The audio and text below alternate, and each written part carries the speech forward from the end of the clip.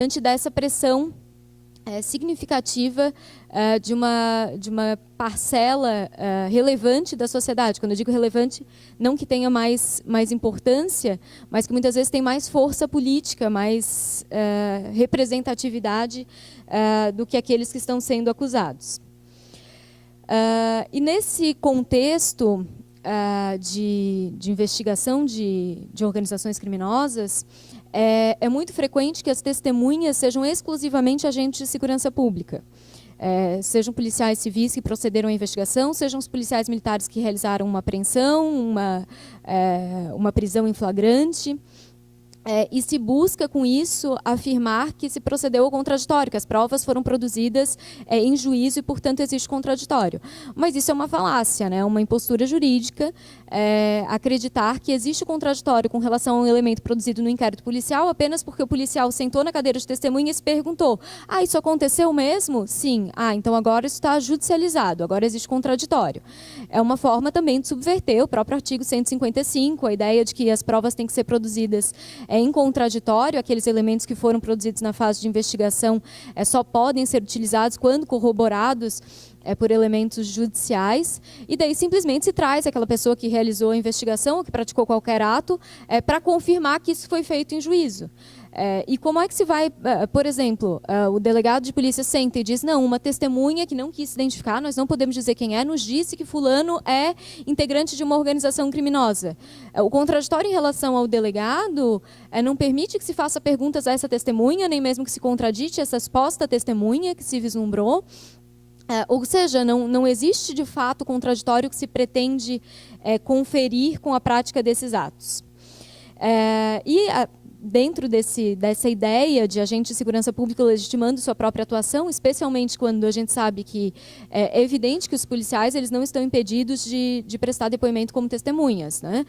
No entanto, a credibilidade das testemunhas, assim como em qualquer caso, ela deve ser analisada para se valorar determinado depoimento. E alguém que entra numa casa e apreende determinado material que supostamente seria um flagrante por se tratar de crime permanente, evidentemente não vai dizer: não, entrei na casa sem saber que tinha nada, arrisquei, e se não tiver... Lógico, existe uma necessidade de legitimar a sua atuação. Então, essa credibilidade deve ser aferida não partindo da ideia de má-fé, mas partindo da ideia de que existe uma necessidade de não se colocar também respondendo a um processo nas mesmas, a respeito das mesmas circunstâncias, a respeito dos mesmos fatos.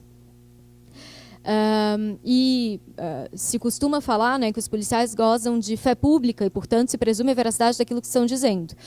Fé pública se tem na prática dos atos administrativos, daqueles atos inerentes às suas atribuições. No momento em que se entra numa cadeira de testemunha, a testemunha e deve ser analisada a veracidade desses fatos narrados de acordo com o que se faria em relação a qualquer testemunha. E é muito frequente também que esses agentes, ou mesmo os magistrados, em sentenças condenatórias, digam que é público e notório que existe o PCC, que é uma organização criminosa, etc. É público e notório que essa organização criminosa se vale de crianças e adolescentes para a prática de delitos, que essa organização criminosa conta com armas, o que é absolutamente inadmissível, né? Se valer da notoriedade de determinado fato para se proceder a uma condenação ou aplicação de uma agravante, causa de aumento de pena.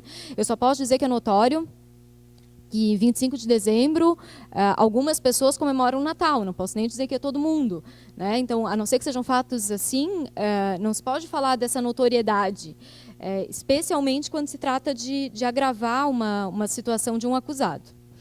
A delação premiada também vem sendo muito utilizada nesse contexto, e daí eu tenho uma posição talvez bastante peculiar com relação à delação premiada, porque, evidentemente, em vários casos já defendi, já atuei em favor daquele que estava fazendo a delação, ou daquela que estava fazendo a delação, por entender que os seus direitos, evidentemente, deveriam ser resguardados, né, por fazer parte da nossa atribuição também essa atuação, mas não entendo que esse seja um instrumento tão legítimo quanto se vem sustentando, especialmente quando se trata de acusados presos, ou que são presos já com a finalidade de provocar, de pressionar uma delação premiada. E a gente percebe que os delatores eles falam aquilo que se quer ouvir, né? Se valem de algum conhecimento que tenham daquela organização, mas direcionando para aquilo que a acusação deseja ouvir naquela oportunidade. E o pior, sem ter uma garantia de que, de fato, eles vão ter aquele benefício, porque já teve algumas oportunidades em que o magistrado homologou o acordo de delação, mas no final, ao contrário da acusação, entendeu que não fazia jus àquele benefício, ou a redução a que se deveria proceder na pena era menor do que a redução sugerida pelo Ministério Público e acordada num primeiro momento. Então, além disso, também não é, ou pode não ser, tão benéfico para aquele que está realizando essa colaboração premiada. Bom... mencionei de forma breve as agravantes e as causas de aumento de pena, e outro aspecto em que a nossa atuação, eu entendo, deve se pautar é na necessidade de dolo com relação a essas circunstâncias. Por exemplo, no PGC existe uma rixa, né, uma discussão interna a respeito da possibilidade de se valer de adolescentes para a prática de delitos. E aquela pessoa que ingressa numa organização dita criminosa, sem a intenção de que adolescentes façam parte, ou sustentando esse posicionamento que adolescentes não deveriam fazer parte, e eventualmente, por ação de outro faccionado, esse adolescente venha a integrar a organização ou a praticar algum ato a mando dessa organização, não tinha ingerência sobre esse fato e, portanto, não deve responder pela causa de aumento. Existe a necessidade de se comprovar o dolo especificamente com relação às causas de aumento e a agravante, né, que é a liderança da organização. Já me aproximando do final, mas são muitas teses, eu estou falando aqui bem rápido até para conseguir vencer esse conteúdo. Eu costumo arguir, e alguns colegas também, evidentemente, nas peças que tratam de organizações criminosas, como uma tese subsidiária, e que até hoje nunca foi acolhida, e acho que nunca vai ser, mas acho que a gente tem que tentar do mesmo jeito, a ideia de excludente de culpabilidade, de inexigibilidade de conduta diversa, ou seja, de o Estado assumir também a sua responsabilidade, a sua parcela de culpa, nesse contexto de omissão estatal em relação à efetivação, à concretização de diversos direitos, e de uma atuação comissiva também, né, violando esses direitos, muitas vezes torturando, ingressando em comunidade já desferindo tiros, enfim, uma série de violências que são praticadas omissiva e comissivamente contra essas populações em situação de vulnerabilidade, que nós sabemos muito bem como ocorrem. Então, essa necessidade de o Estado assumir a sua responsabilidade, entendo que também deva ser questionada, deva ser aventada de modo a fazer pelo menos essa provocação, se não se obtiver uma absolvição diante disso, mas que comecemos também no âmbito criminal a trazer essa necessidade de concretização de direitos fundamentais, de políticas públicas, enfim, e de o Estado estar presente não apenas com uma mão que bate, mas também com uma mão que afaga, né? E daí, quando eu falo em afagar, não é no sentido de favor, de forma alguma, mas de cumprir aquilo pelo qual é responsável, né? Realizar o seu papel de garante. É muito frequente também se vislumbrar acusações de organização criminosa e associação para o tráfico, no mesmo contexto, e inclusive que as condenações em virtude disso ocorram considerando que foram praticados em concurso material. Há algumas decisões dos tribunais superiores já reconhecendo o bis in idem, né, mas o Tribunal de Justiça catarinense, por exemplo, não reconhece, acha que são condutas diferentes. Não sei quais são as duas condutas, assim, não sei como é que eles conseguem ver duas condutas nessas circunstâncias, mas o entendimento adotado naquelas decisões que vem afastando essa dupla imputação é de que, se existe apenas o crime de tráfico organizado, ainda que não praticado, né, a gente sabe que é uma antecipação da criminalização, antecipação da atuação do direito penal, né, já tem, Zaffaroni já fala no direito penal do inimigo, que é uma das demonstrações do crescimento do estado de polícia, essa antecipação dessa punição, mas, enfim, se há apenas uma associação, uma organização para a prática do tráfico, se considera a prática do crime de associação para o tráfico pelo princípio da especialidade. Se há a prática de outros delitos além do tráfico ou o planejamento, né, o desejo de praticar outros delitos além do tráfico, se considera o crime de organização criminosa pela consunção, que daí absorveria a associação para o tráfico. A organização criminosa caracteriza um crime permanente. E, diante disso, outra situação de dupla imputação, né, de bis in idem, diz respeito à época dos fatos praticados e a possibilidade de se denunciar e se condenar por uma mesma organização, mas referente aos fatos ocorridos em 2015, em 2016 e 2017, por exemplo. O entendimento que vem prevalecendo é que, se um acusado é citado a respeito da prática de um crime de organização criminosa, a partir do momento da citação, se continua organizado, se considera um novo crime. Há também o entendimento de que não bastaria a citação, que seria necessária uma condenação para que, a partir dali, fosse considerado um novo delito. E ainda há quem entende que não, que pode ser denunciado trocentas vezes, né, com um fracionamento da conduta, o fracionamento de um crime permanente, e daí se faz isso geralmente em se denunciando primeiro os mais recentes e depois os que ocorreram mais para trás na linha do tempo, né?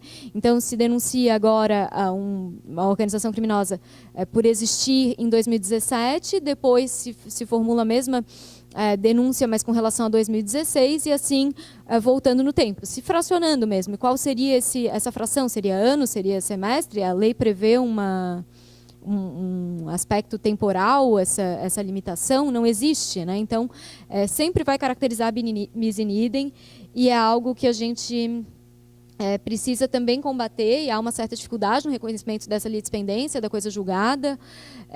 Há também situações em que essas investigações ocorrem simultaneamente por diversas delegacias de polícia, diversas autoridades policiais em cidades distintas, e isso ocorre de forma concomitante, sem comunicação uma da outra. Isso dá ensejo a ao exercício de ações penais distintas, em locais distintos, mas tratando do mesmo fato, uma vez que muitas dessas organizações têm abrangência em várias cidades, em vários estados, até em vários países, né? Tanto que se vem falando, inclusive, de Narcosul em vez de Mercosul, se vem fazendo esse trocadilho. Então, já finalizando e pedindo desculpas por ter falado tão rápido e tentado trazer aqui só o máximo de informações, acho que a gente não pode deixar, como já falei de forma breve, ao tratar da excludente de culpabilidade, deixar de reconhecer a necessidade de se provocar o Estado, e daí não só no processo penal, mas uma atuação conjunta em outras áreas, porque não adianta nós apenas realizarmos a defesa no processo criminal de pessoas que são acusadas de participar de organizações criminosas, mas não buscarmos também solucionar as razões pelas quais essas organizações são buscadas. E também a questão de educação, de empoderamento, de autonomia, especialmente das mulheres ligadas às organizações criminosas, que muitas vezes não têm consciência de que os atos praticados são criminosos, recebem um depósito de determinados valores na sua conta e acham que isso não as vincula a uma organização. Então, a necessidade também de conscientizar nesse sentido, uma atuação muito mais abrangente do que apenas a defesa nos processos criminais, embora seja de extrema relevância, de extrema importância, mas não pode se esgotar nisso. Enfim, agradeço muito a atenção, agradeço novamente o convite e me coloco à disposição. Obrigada.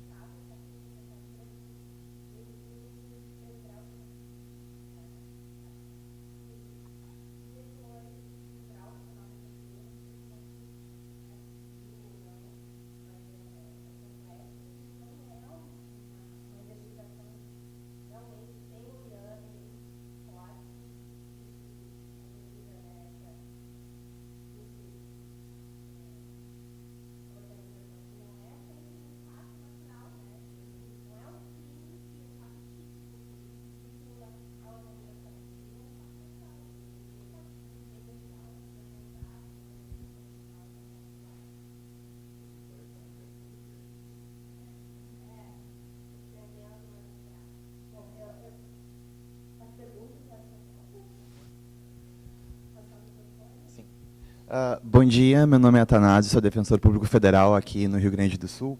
Para a doutora Naira, eu tenho uma pergunta, eu traço colocação. No âmbito do TRF4, foi aprovado pela Corregedoria Geral, da Corregedoria Regional do Tribunal, o provimento 46, que prevê, inclusive, a cobrança dos condenados dos valores da manutenção das tornozeleiras.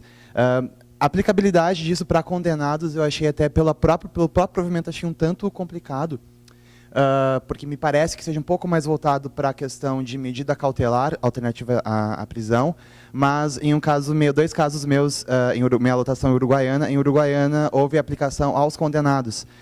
E eu pergunto para a doutora Naira, já que a senhora é uma estudiosa do tema, se isso também está sendo ventilado no Rio Grande do Sul, ou se a senhora já soube de outras notícias em outros estados, até mesmo em outros tribunais regionais. Obrigado.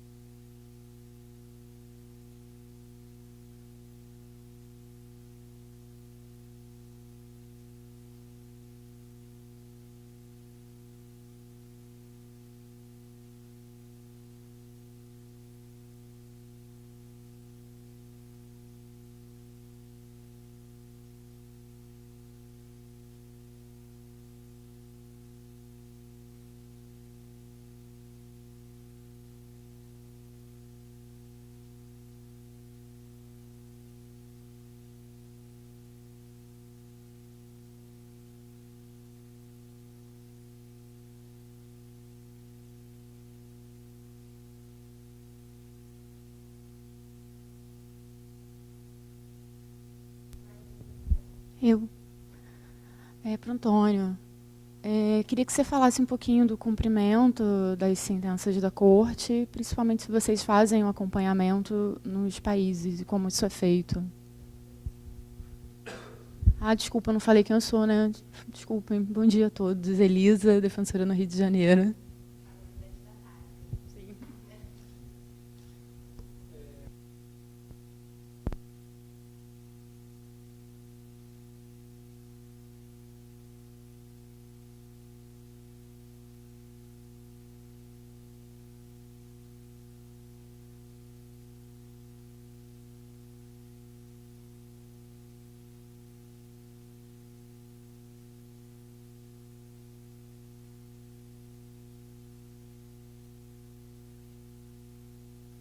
Econômica está ganhando essa guerra. O Espírito Santo vai sediar segunda, terça e quarta-feira agora Congresso Nacional de Saúde.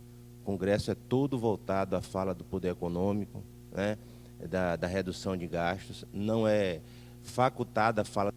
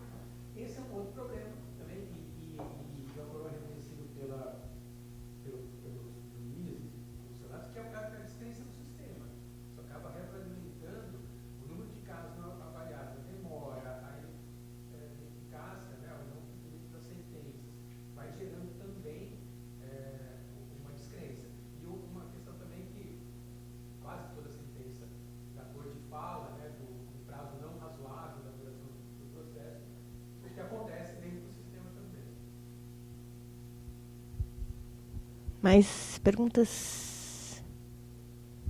Não? Eu tenho mais uma perguntinha aqui. Quantos casos recebidos nesses 3 anos de defensor interamericano? Que continuam agora, para sempre. Né? Eu fui escolhido defensor interamericano na primeira leva, né? Então, meu mandato acabou. Naquele período, eu recebi 2 casos, um na corte e um na comissão. O da corte foi julgado e está nessa fase da execução que não acontece. O outro caso é na comissão interamericana, que também mencionei, né? De denúncia em 97, admissibilidade em 2010. O caso chegou para a gente em 2014. Esse caso é absurdo, porque a pessoa foi condenada a 20 anos de prisão em 94. E ela ficou presa em regime fechado até 2000. A partir de 2000, ela ficou em regime aberto, mas cumprindo a pena. Essa pena acabou em 2014, ela cumpriu a pena inteirinha. No caso louco, de que ele foi acusado por terrorismo e julgado por juiz sem rosto, aí o caso foi desclassificado, foi por roubo. Uma das coisas que o Peru fez na redemocratização foi anular todas as sentenças de juiz sem rosto por terrorismo. Esse senhor como ele não foi condenado por terrorismo, condenado por roubo, a sentença dele foi anulada. Ele foi julgado por juiz sem rosto, né? E entre vários absurdos desse caso. Então, nós entramos no caso de 2014. Para anular também a condenação. Um caso interessante do ponto de vista penal, que há muitas violações de direitos processuais, de anterioridade da lei, de tipo penal aberto, bem interessante. E até agora, 4 anos depois, a comissão também não proferiu o informe, ainda não proferiu o informe de... Vai virar reparação. Resgate moral, ele é um senhor hoje, ele se formou em direito durante esse período, é advogado trabalhista, Nossa. senhorzinho, perto de 60 anos. Caso de saúde, então a pessoa morre, né? Se chega na corte, a família que vai reparar. Naira, só mais uma dúvida que eu tenho. Falaste que monitoramento, mesmo sem bateria, a SUSEP consegue rastrear?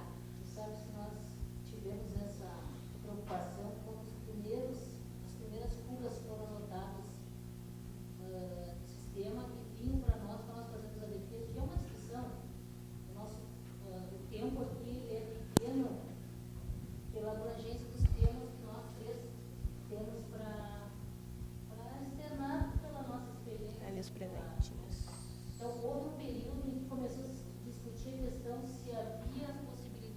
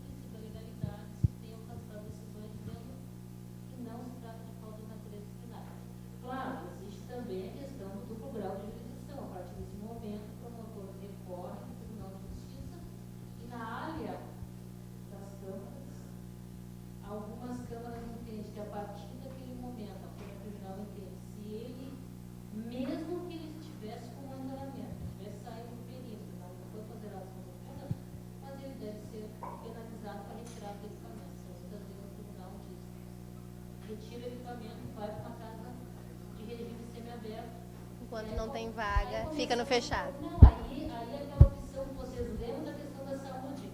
Quando nós ganhávamos liminares de saúde, a opção que era tirar alguém que estava melhorzinho para botar quem estava pior com uma decisão judicial liminar. Hoje, na execução, também é isso. Se volta o indivíduo para o tribunal, naquele seu, nas suas decisões alienadas de todo o sistema, o tribunal julga papel, não verifica como é que o indivíduo está a partir de um determinado progresso na execução, o tribunal manda devolver, o que o juiz tem que fazer? Coitado, escolher quem é que tem que tirar desse sistema, e aí ele faz a troca, vai colocar ele, dá para o outro e bota naquele local. Então, o sistema funciona com essa alternativa. Mas que há um controle, quando é que não há controle, quando ele saca o equipamento e devolve, aí é óbvio, né? Ele não está mais no controle. Obrigada. Mais alguma pergunta? Bom dia, colegas. Me chamo Rafael, sou do amado e longínquo Acre. Farei 2 perguntas para os colegas da mesa. Podem responder à vontade. Uma delas é pertinente ao recente decreto que foi editado pela Carmen Lúcia, à época, 3 dias atrás, no exercício da presidência. Tem por finalidade, dentre outras disposições, determinar que as empresas que contratam com a administração pública federal contratem de 3% a 6% das vagas, todas elas sejam destinadas aos egressos do sistema prisional ou aos apenados que estejam em algum regime de cumprimento de pena. Se há, por parte de vocês, algum posicionamento a respeito do teor desse decreto. E a outra é quanto a algum burburinho aqui existente ou não no Rio Grande, quanto aos mandados de busca coletivos, se há ou não alguma perspectiva de implemento nessa região, porque vez ou outra no Acre há alguma notícia. Recentemente, um desembargador que atualmente é vice-presidente do TJ disse manifestar-se favorável, embora não fosse nenhuma medida tomada pelo poder público de maneira oficial. Mas só para fim de curiosidade essa segunda pergunta, se há ou não algum burburinho nesse sentido aqui no Rio Grande. Obrigado.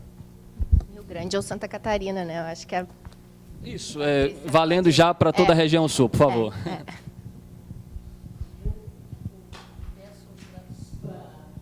a primeira colocação. Estava, né? Está funcionando? Eu acho assim, em relação a essa proposta, aqui, pelo menos no nosso estado, o que a gente tem visto é que hoje existe muita gestão pública por parte do judiciário no que se refere à execução penal. Hoje, quem faz gestão de vagas é muito mais o judiciário do que quem deveria fazer, que é o Poder Executivo. E se o viés no sentido de reserva de vagas, ele é muito bem-vindo, porque realmente há um déficit significativo de vagas para egresso do sistema, né? E vinculado muito mais, me parece, ao preconceito, ao estigma da pessoa que sai de um sistema penal caótico, sabidamente recheado de organizações criminosas, como disse a colega, né?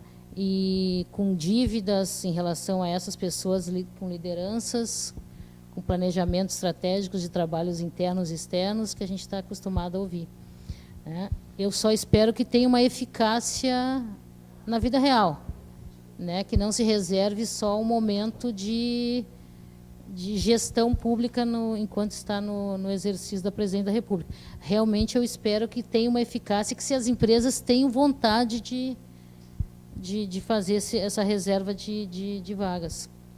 Não sei se há alguma resposta de benefício fiscal decorrente disso.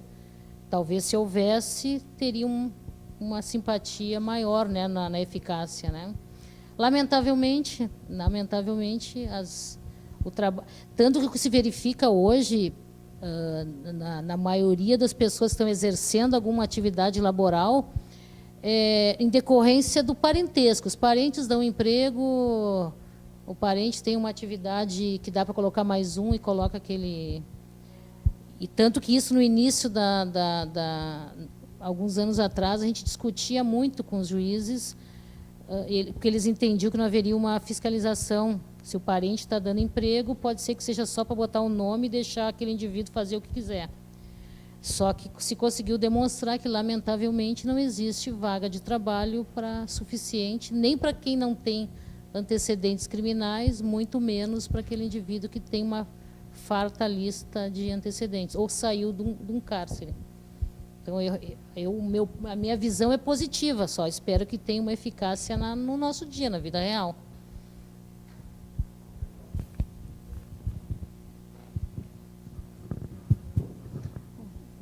Com relação ao mandato de busca e apreensão coletivo, vou falar só por Santa Catarina, que é de onde eu tenho conhecimento, né?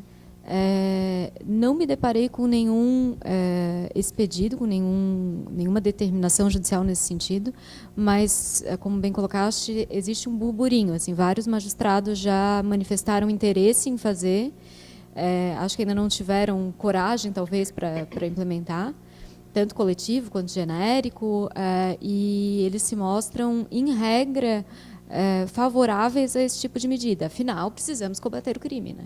Então, existe sim essa possibilidade. Acho que em breve vai ser também um objeto de combate lá em Santa Catarina. Até o momento ainda não verificamos. Aqui no Rio Grande do Sul, teve no loteamento Princesa, em Gravataí, região metropolitana, aqui, foi deferido, confirmado pelo tribunal como legítimo.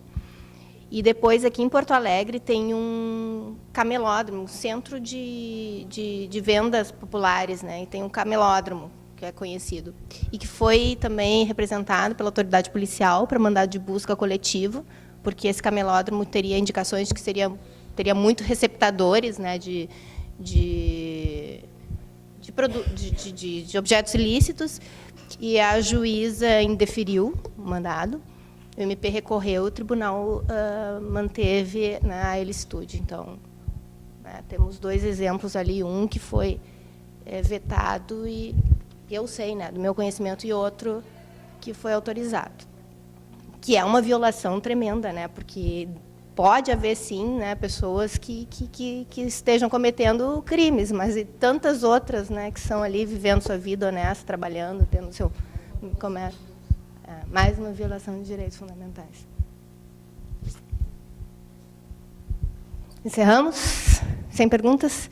Então, eu vou convidar para entregarem os presentes aqui para cada um dos palestrantes o excelentíssimo senhor Dr. Edson Marconi Dietrich Schmidt, presidente da ADPESC, Associação dos Defensores Públicos do Estado de Santa Catarina.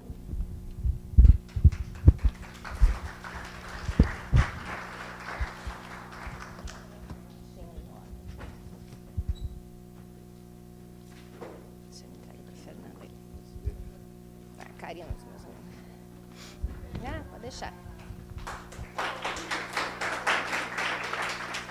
O excelentíssimo senhor Dr. Ricardo Milbrat Padoim, vice-presidente da ADEPAR, Associação dos Defensores Públicos do Estado do Paraná.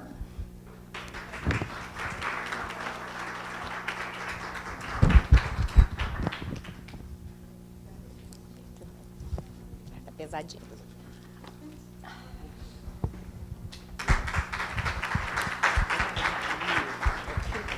E excelentíssima senhora doutora Bárbara Sartori, vice-presidente da ADPERGS, Associação dos Defensores Públicos do Estado do Rio Grande do Sul.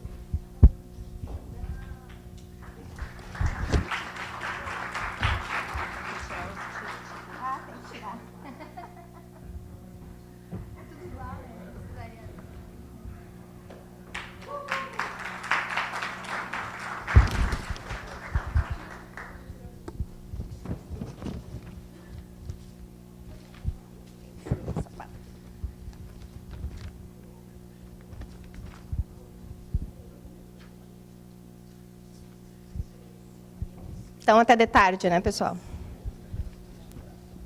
Agradecemos a presença de todos nessa manhã de palestras e lembramos que o hotel dispõe para hoje de um buffet de feijoadas e vocês também devem ter recebido um WhatsApp com várias sugestões de restaurantes nos arredores. Retornaremos às palestras às 14 horas. Bom almoço.